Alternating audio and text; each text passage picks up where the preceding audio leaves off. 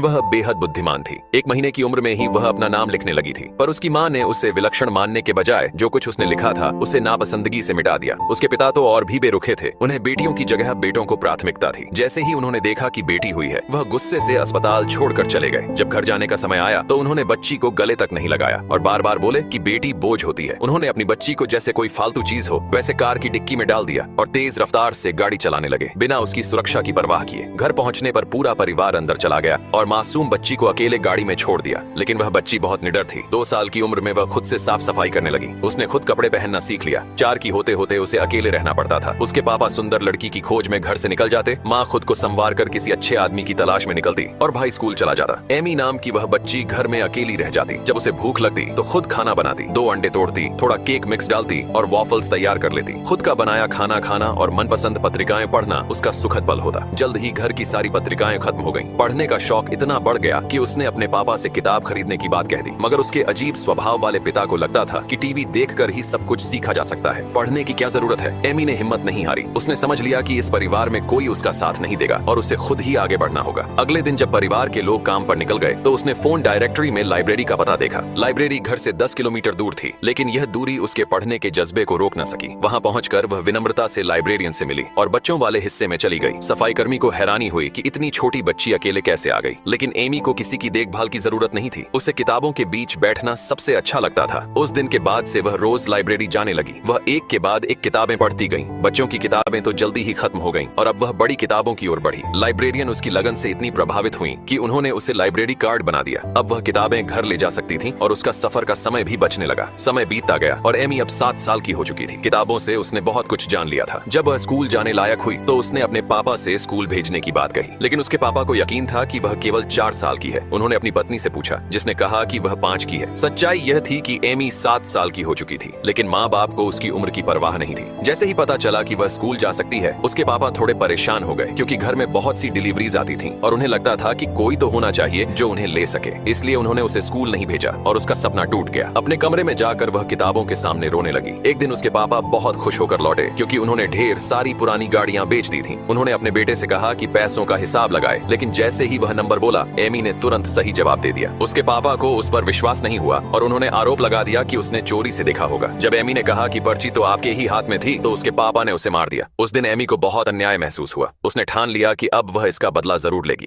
एक